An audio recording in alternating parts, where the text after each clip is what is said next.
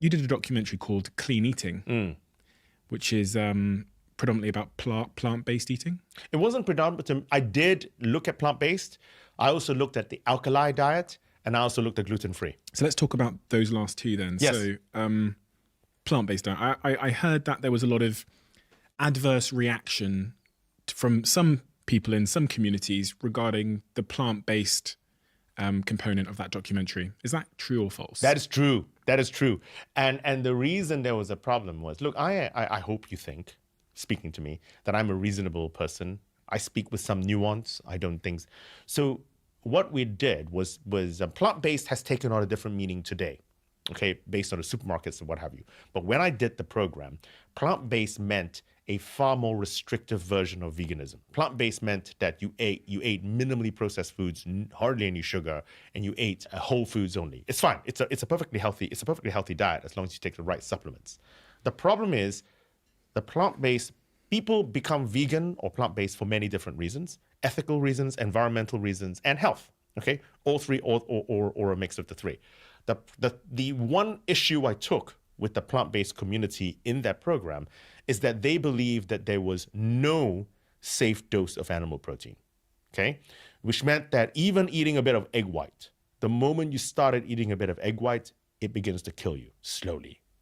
I says, that's the most ridiculous thing I've ever heard in my life, and it doesn't support, the science doesn't support it. We eat too much meat. The science does support that, okay?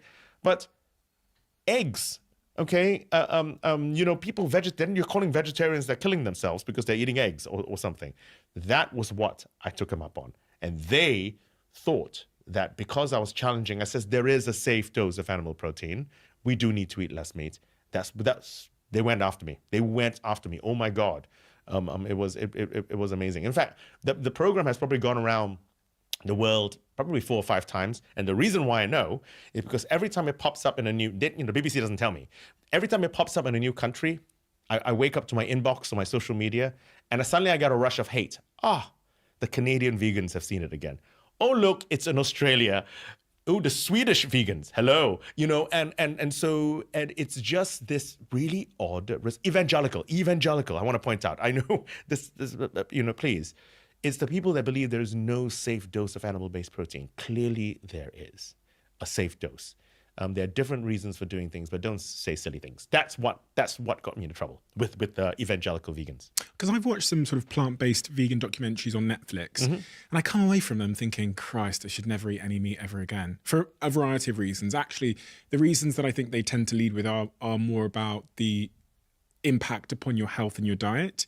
I think that's a much more compelling sell for most people, especially for people in parts of the world where they have another set of problems they're dealing with first, which is trying to feed themselves, period. But as it relates to health and veganism, plant-based diets, what are some of the stereotypes there that you've highlighted? One, that there is a quantity of meat products that is healthy.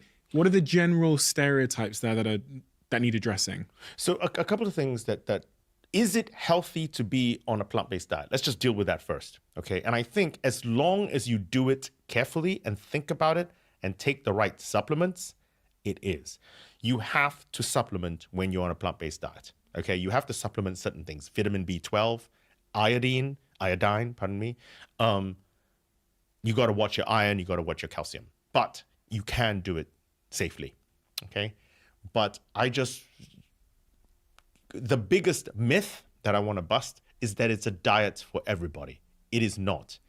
Veganism, plant-based in particular, is a diet for the privileged people who can choose to do so. I can choose to do it. You can choose to do it. If you live in a developing country, okay, or, no, let me stop that. Not even living in a developing country.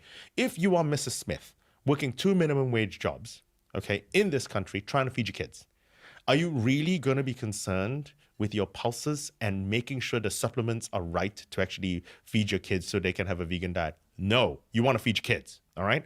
And so what annoys me about evangelical plant-based and vegan is not that people do it. People should do what they want to do.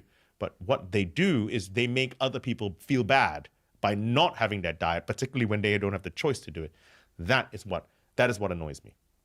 I've seen some videos on social media, we've probably all seen them, of certain activist groups that want people to stop eating animal products, going into supermarkets and taking the lid off of the milk and just pouring it all over the floor in protest.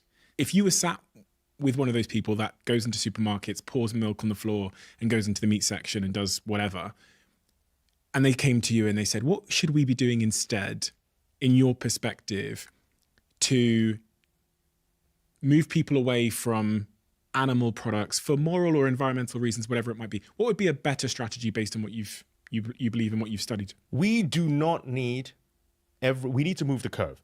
We do not need everyone to be vegan. We don't. There are going to be people who are vegan, and that's perfectly fine. I want to stress, I am not anti-vegan in the slightest. But what we need as a world is for everyone to eat 10 to 20% less meat today. That is achievable. Don't eat meat at lunch. Don't eat meat on Fridays, whatever it is. Don't eat meat once a week. We need to eat 10 to 20% less meat and less meat products. Why? For two different reasons. That the environmental impact would be enormous. Beyond anything, the environmental impact would be enormous. And that would help the environment. That's the first thing. It's interesting. So COP26, I think, was just finished, and COP27 is the people were talking about sustainable farming. People were clearly talking about fossil fuels. All of these need to talk about. But no, the term eat less meat, not eat no meat, eat less meat, did not even make it to the discussion. It was not even mentioned in the final thing, because people are too afraid about the farm lobby. Okay. But that's because we're framing this in a slightly the wrong way. Because people think, oh, you want us to cut out meat entirely. You want us to destroy our farming industry. No, we need to just eat a little bit less meat, all of us immediately, for the environment. And actually, that will also turn to our health as well. On one hand, I'm saying that there's a safe dose of meat. On the other hand, I'm saying eat less meat. But that is the answer. It's a nuanced answer where we eat too much meat. And for us, the privilege, we at least have a responsibility to try and eat less meat, because we have the choice. We have the wherewithal in order to do it.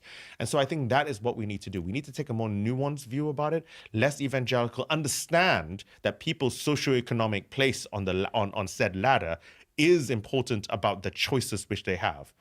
We need to make healthier food, whatever you want to do, healthy for the planet, healthy for the environment. Okay, we need to make it the cheaper, easier, and more convenient choice. That's what we need to do.